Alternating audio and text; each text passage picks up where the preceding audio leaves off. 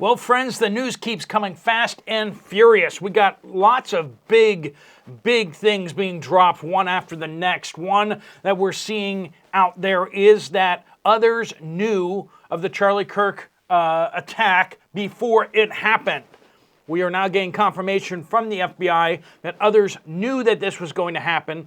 Others were, they haven't said that others were helping yet. They're saying that they are investigating whether he was helped, and it looks like it could be an extended network that was helping him. We also see that he had collaborators that assisted in the attack, and this is big news, friends. This is not just one person. This is one whole ideology coming after people. We're seeing this online. So many people coming out in support of this. People losing their jobs, and rightfully so, for some of the things that they're saying. And we're going to talk about some of the steps that are being taken by Pam Bondi, the Attorney General, and some of the worrying signs of maybe some things may be trying to go too far, such as a law that is now in Congress that is being suggested to restrict further free speech. And I am not in support of that whatsoever. We got a lot to talk about. We got Clemson University firing employees. We got nurses stating basically that they would not have treated Charlie Kirk if he had come to the hospital. We got this. We got Kash Patel, the FBI director. We got Dan Bongino. We got a lot to talk about. Let's get into it. Welcome to the Poplar Report. I'm Steve Poplar. I'm an accountant by trade, and these are the things the mainstream media just will not cover. They don't want you to know these things. All right, let's start off with the most inflammatory stuff here that we're seeing. Most surprising, the big stuff.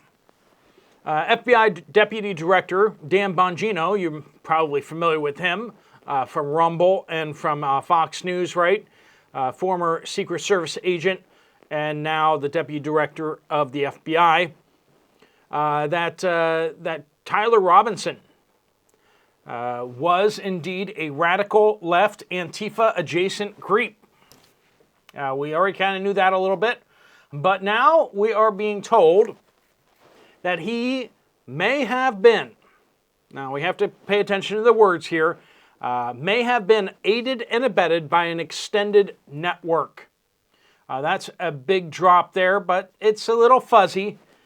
But then he says something else that is less fuzzy. Now, he's the Deputy Director of the FBI. He has to speak legally correctly, right? He can't make accusations without actually backing it up fully with evidence. But then he says that he confirmed authorities know that Charlie's assassination wasn't the act of one man. Others were involved and knew beforehand. Those are two things that we need to talk about. Others were involved and others knew beforehand. Now, there's already talk about that he was online talking with some people. He was discussing this with other people online and in person.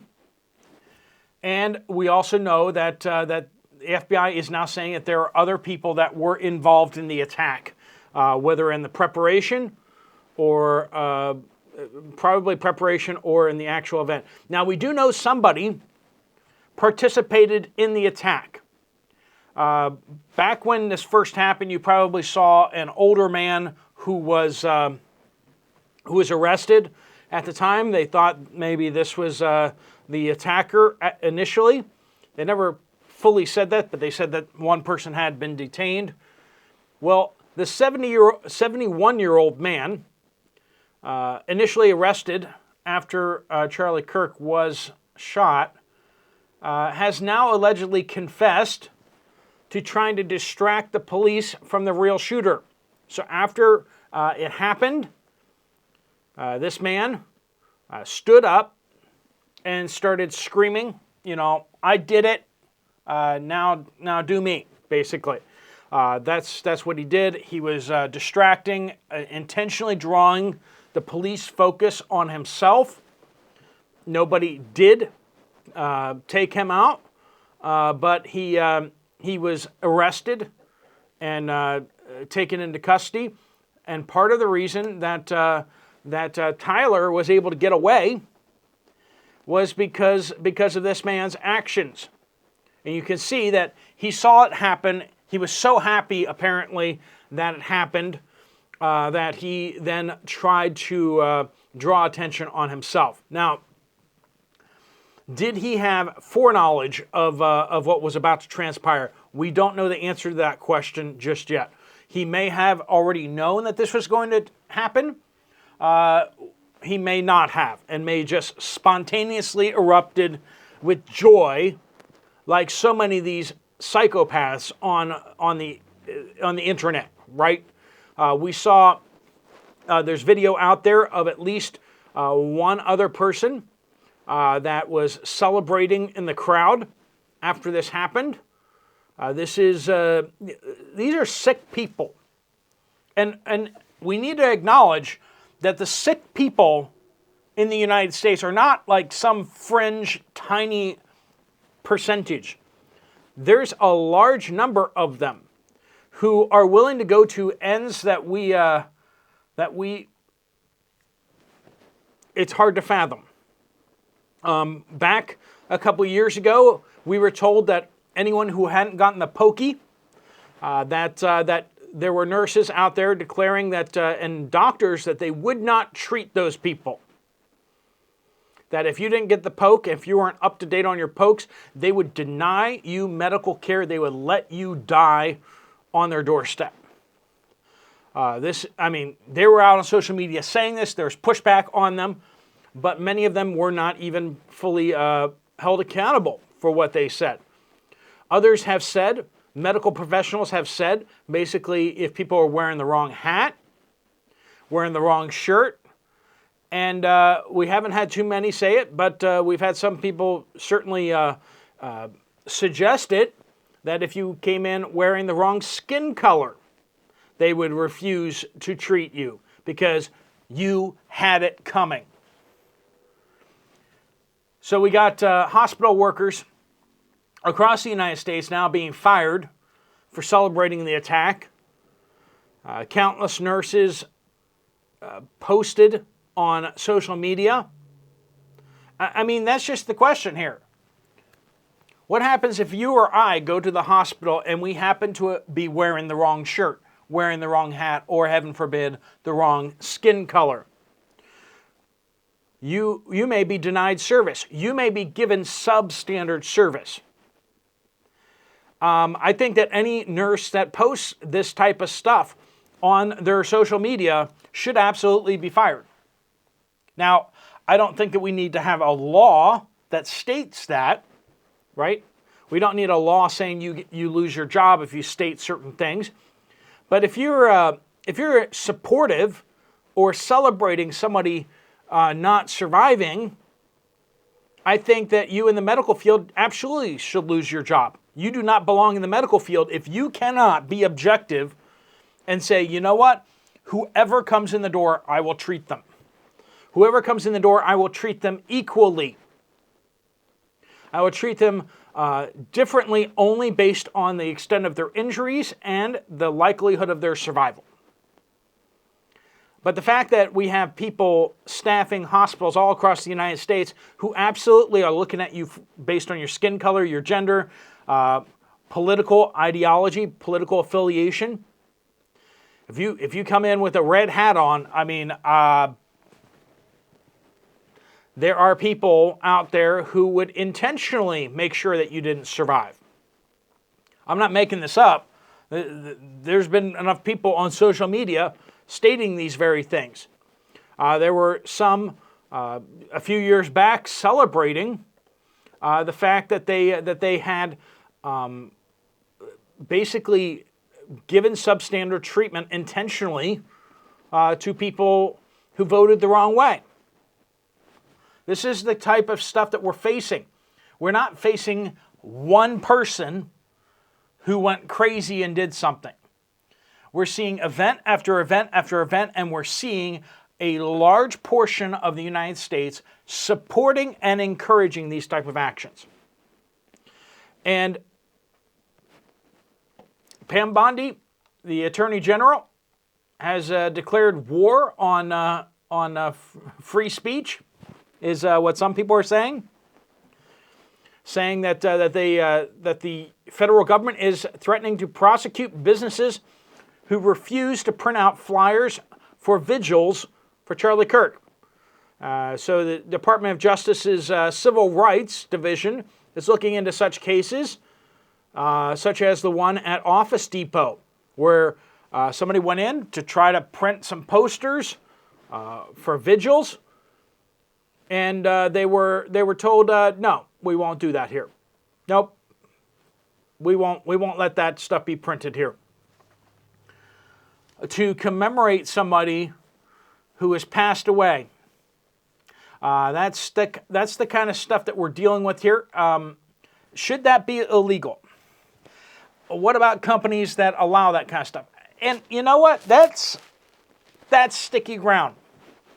I mean, I think a lot of us would agree that if a person who's attracted to the same kind of people as them comes into a bakery and demands that they make a certain kind of baked good that celebrates that type of lifestyle, that the bakery should have the right to say, no, we don't want to do that here.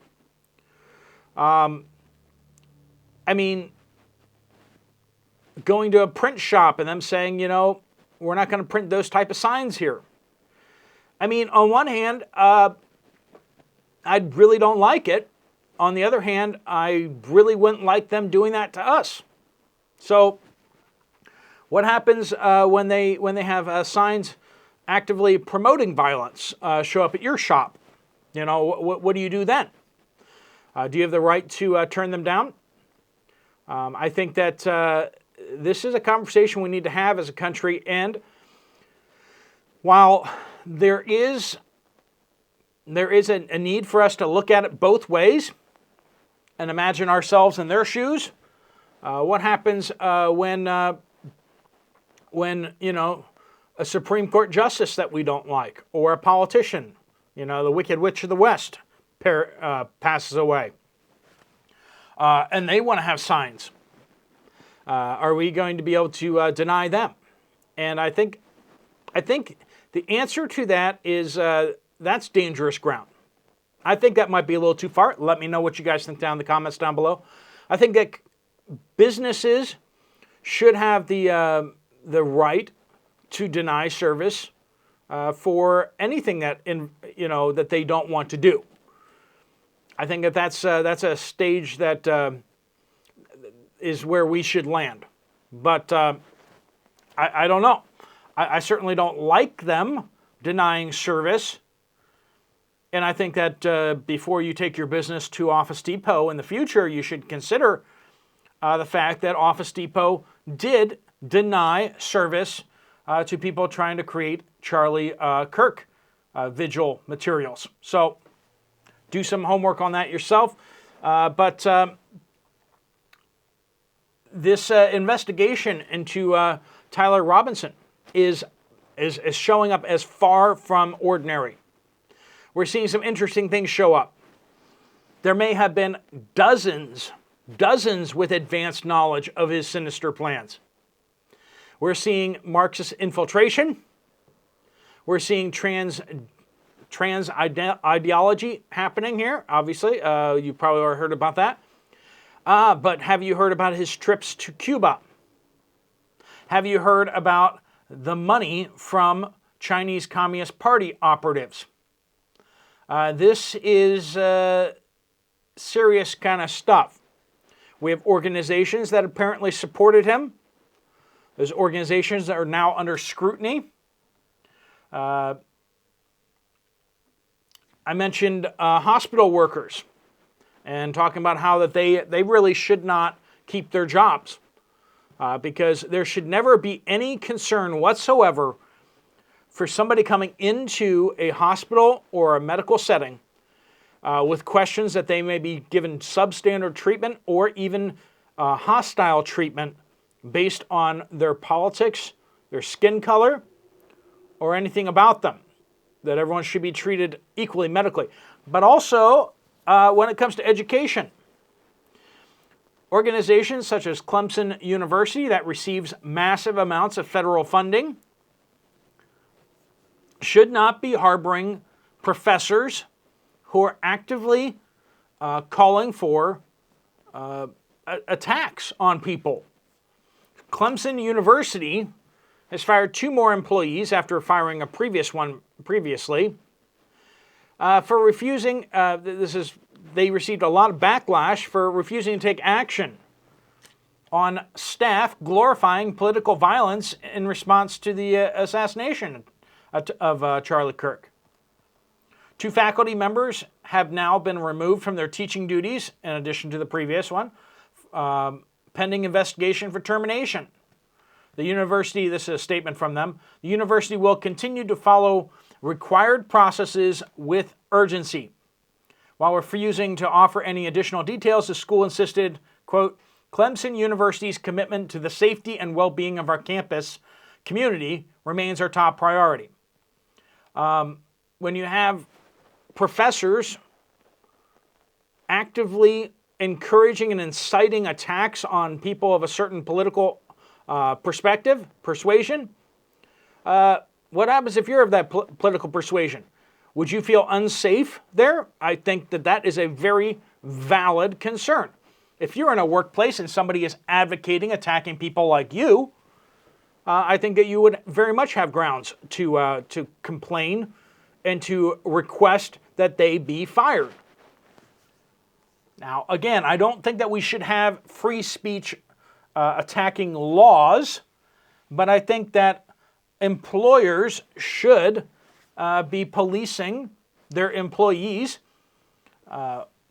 especially considering employees that are public-facing or employees that are interacting with other employees. Not only that, but we had FBI Director Kash Patel